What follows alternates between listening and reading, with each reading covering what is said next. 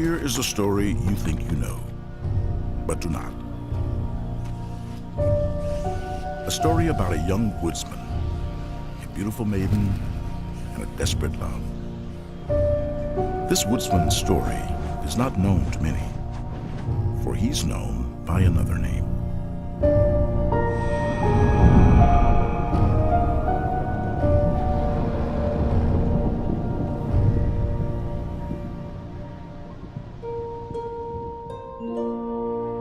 Our story begins, as most great stories do, with love. There was a young man who, like his father before him, was a woodcutter. One day, while delivering wood for fire, he met a most beautiful maiden, the daughter of a wealthy merchant. Upon first sight, he fell desperately in love. The woodsman then stole her heart, and secretly they made plans to marry.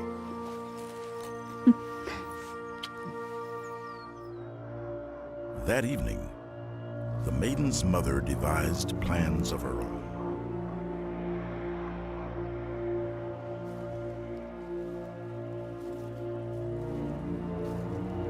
She wanted her only daughter to marry a man of distinction and wealth, someone befitting the family name.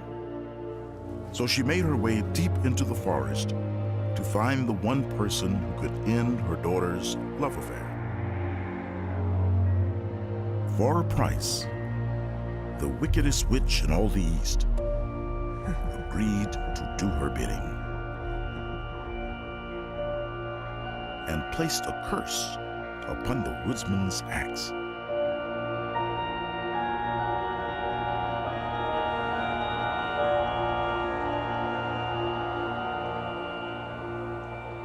So the woodsman began building a house for his beloved, unaware that his axe had been cursed.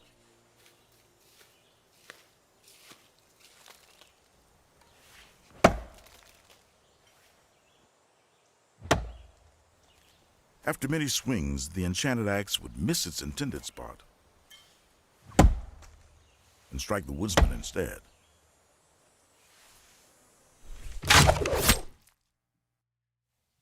The axe first found its mark in the woodsman's arm, and he hurriedly went to seek help. The nearest town did not have a doctor or healer. However, on the edge of that town lived a master tinner of great skill.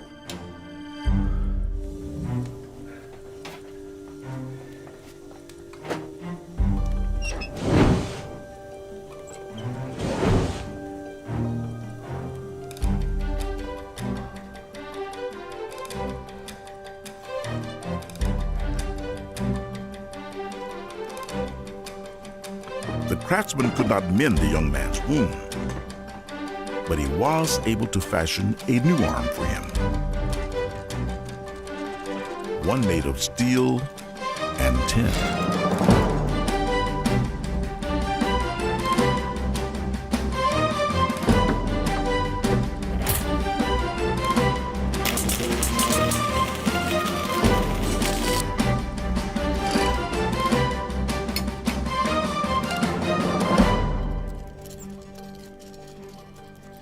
Young man, you're better than new. But you must take this wherever you are. This is your new best friend. So this is the way things went, for the woodsman had no way of knowing that the axe was cursed. After many strokes, the axe would stray and injure his other arm.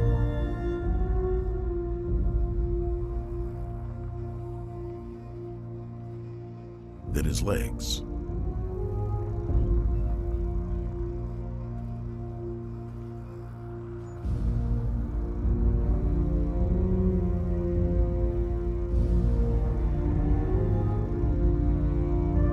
And even his head. With each new metallic addition, the woodsman became stronger, needing fewer strokes to cut down trees. With single-minded focus, he continued cutting trees until the inevitable occurred. The axe struck the last part of him that wasn't made of metal.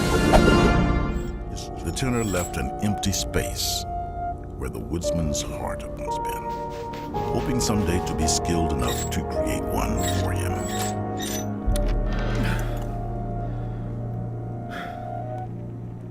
For all of my effort, there's not more I can do. It was true. He was stronger than ever, but had lost what made him human.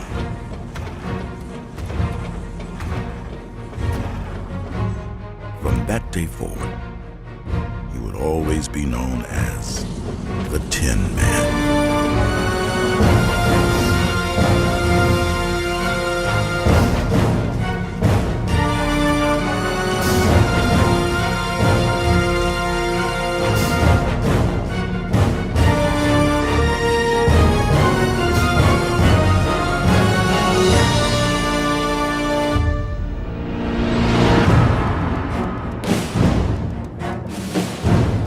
And as he worked, he marveled at his own efficiency. Oh, how he marveled.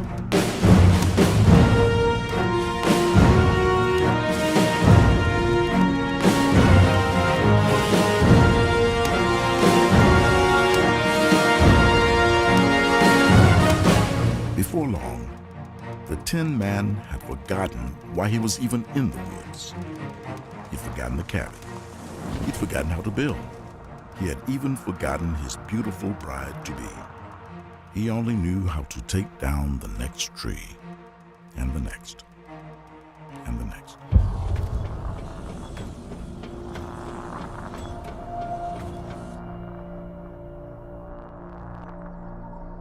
For many weeks, the woodsman's fiancée waited, expecting at any moment to hear from her love. She began to worry, and when she could stand it no more, she went looking for him.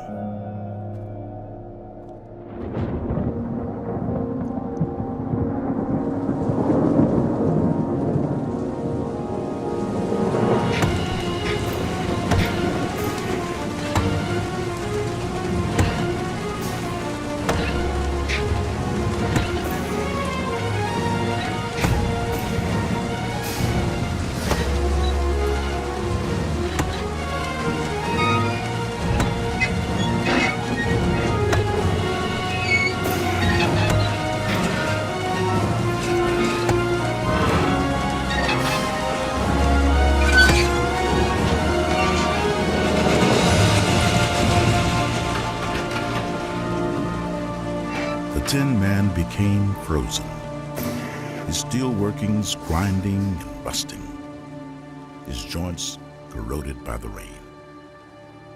And there he stood for a very long time.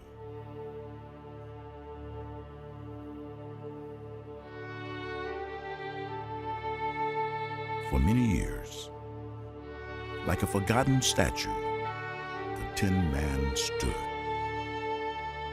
alone, abandoned, forgotten.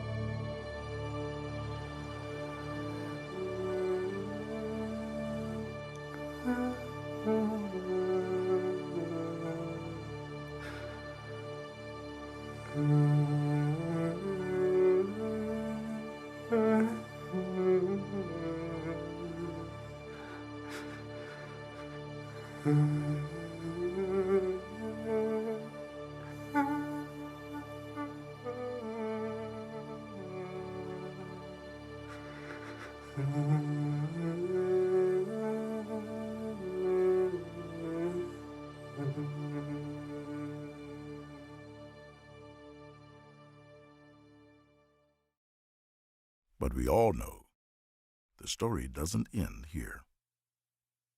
For one day, a mindless scarecrow, a lost girl, and a little dog came walking down the yellow road. And they set out on a journey to the Emerald City to see me and reclaim what once was lost. For the Tin Man now knew that a life without love is no life at all.